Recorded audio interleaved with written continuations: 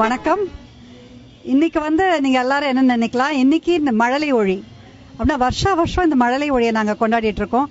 அது எதுக்காகன்னா தீபாவளி கொண்டாடுறதுக்கு ஒரு 10 நாள் முன்னாடி இந்த மழலை ஒளி கொண்டாடுறோம். இந்த மாதிரி ஸ்பெஷல் சில்ட்ரன், அதாவது ஆதரவற்ற குழந்தைகள், handicap children, mentally retard children, இவங்களெல்லாம் ஒரே இடத்துல ஒன் ரூஃபா கூட்டின்னு ஒரு 600 குழந்தைங்கள. ஸோ அவங்க தீபாவளியுடைய மகத்துவத்தை அவங்களுக்கு சொல்லி அந்த கிராக்கர் ஷோவையும் ரொம்ப என்ஜாய் பண்ணுவாங்க. இன்னர்வீல் டிஸ்ட்ரிக்ட் 323 அப்படின்னு எல்லா மெம்பர்ஸும் சேர்த்து இது ஒரு அழகான விழாவா வருஷம் நடத்திட்டு இருக்கோம்.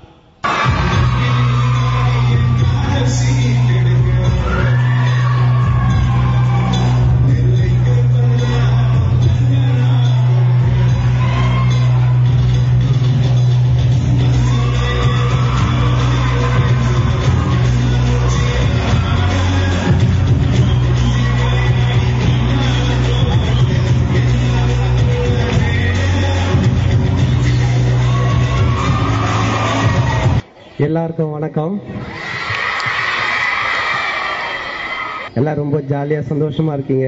நானும் எங்க ஸ்கூல்ல இந்த மாதிரி தான் சின்ன வயசுல பசங்களோட உட்காந்துட்டு இருப்பேன், என்னுடைய டீம் ஃப்ரெண்ட்ஸுங்களோட. யாராவது இந்த மாதிரி ப்ரோக்ராம் பண்ண வராங்கல்ல, அவங்க பேசும்பொழுது நானே என் ஃப்ரெண்ட்ஸ் பசங்க எல்லாரும் ஓன்னு கத்துவோம்.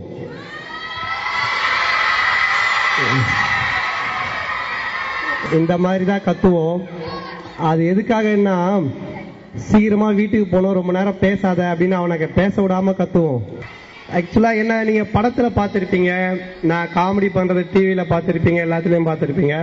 பட் நான் யாரு, நான் எப்படி வந்தேன்? இப்போ மேடமே சொன்னாங்க, லொல்லு சபால இருந்து மன்மதனுக்கு வந்தோம், மன்மதன்ல இருந்து அப்படியே எல்லா படமும் பண்ணேன்ட்டு. பட் அதுக்கு முன்னாடி நான் யாரு, நான் எப்படி இருந்தேன்னு உங்களுக்கு தெரியாதுல்ல.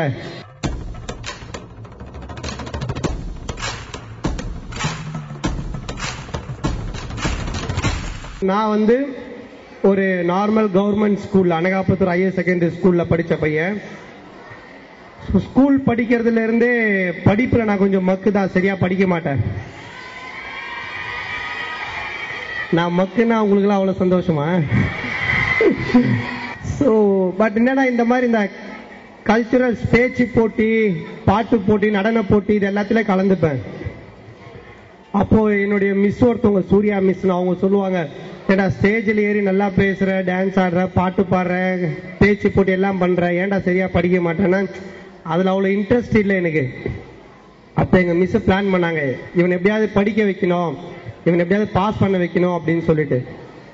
அப்ப என்னன்னா, ஒரு பொண்ணு ஒரு பையன், கம்பைன் ஸ்டடி, நல்லா படிக்கிற ஒரு பொண்ணு, நல்லா படிக்காத ஒரு பையன். சோ அந்த மாதிரி கம்பைன் ஸ்டடி படிக்க வச்சாங்க. ஏன்னா பையனும் சேர்ந்து படிக்கணும்னா தான் போர் அடிக்கும். ஒரு பொண்ணு கூட சேர்ந்து படிக்கணும்னா ஒன்னும் ஜாலியா இருக்கும், ஐயோ பொண்ணு கூட சேர்ந்து படிக்கிறேன்னு அப்படின்னு சொல்லிட்டு.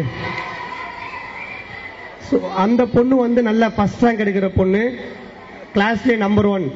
சோ அந்த பொண்ணு கூட சேர்ந்து என்ன கம்பைன் ஸ்டடி படிக்க வச்சாங்க. நானும் அப்படியே படிக்க ஆரம்பிச்சேன். பசங்க கூட எல்லாம் அதுக்கப்புறம் சேரதில்லை, ஏன்னா பொண்ணு தான் கிடைச்சிருச்சு, அவங்க கூட சேர்ந்து சுத்தும் போது எதுக்கு பசங்க அப்படின்னு எப்ப பார்த்தாலும் அந்த பொண்ணு கூட போய் உட்காந்துட்டு அவங்க வீட்டுல படிக்கிறது, டவுட் கேட்கறது, இப்படியே இருந்தேன். சோ எல்லாருக்குமே ஸ்கூல்ல இந்த பையன் ரொம்ப நல்ல பையன் ஆயிட்டான், படிக்கிறான், இவன் என்னதான் பாஸ் பண்றான், எவ்வளவுதான் மார்க் எடுக்கிறான் அப்படின்ற ஒரு எதிர்பார்ப்பு. கரெக்டா எக்ஸாம் முடிஞ்சது, பார்த்தா அந்த பொண்ணு என் கூட சேர்ந்து ஃபெயில் ஆயிட்டா.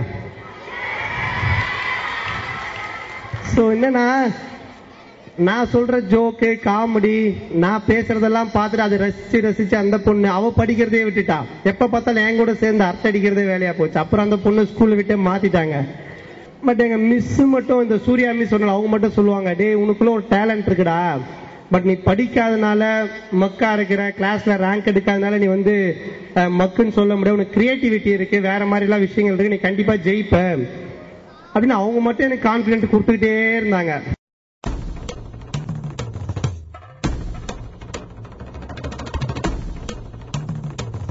படிச்சவங்க எல்லாருமே பெரிய ஆளு, படிச்சவங்க எல்லாம் பெரிய இன்டெலிஜென்ட் அப்படிலாம் கிடையாது. படிக்கலனாலும் அவங்களுக்குள்ள ஒரு திறமை இருக்கும், அதை கரெக்டா கண்டுபிடிச்சு அதுல நம்ம கவனத்தை செலுத்தினா எல்லாருமே விஐபி ஆகலாம். நீங்களும் செலிபிரிட்டி ஆகலாம், நீங்களும் நடிகர் ஆகலாம், நீங்களும் பெரிய ஸ்போர்ட்ஸ் மேனா வரலாம். சோ உங்களுக்குள்ள எல்லா திறமையும் இருக்கு, வெறும் படிப்பு மட்டுமே கிடையாது. உங்களுக்குள்ள என்ன இருக்குன்றது நீங்க கண்டுபிடிச்சு அதை நீங்க உருவாக்கணும்.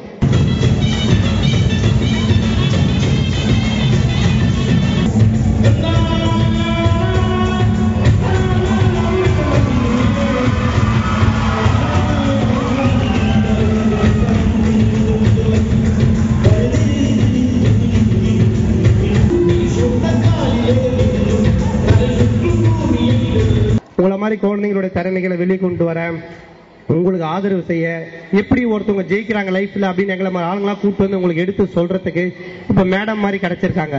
ஸோ உண்மையிலே நீங்க அவங்களுக்கு ரொம்ப தேங்க்ஸ் சொல்லணும். உங்களோட கலந்துகிட்டு இந்த அற்புதமான ஒரு ஈவினிங்கை செலிப்ரேட் பண்ணதுல எனக்கு ரொம்ப சந்தோஷமா இருக்கு. So thank you. உங்க எல்லாருக்கும் என்னுடைய மனமார்ந்த தீபாவளி நல்வாழ்த்துக்கள். All the best.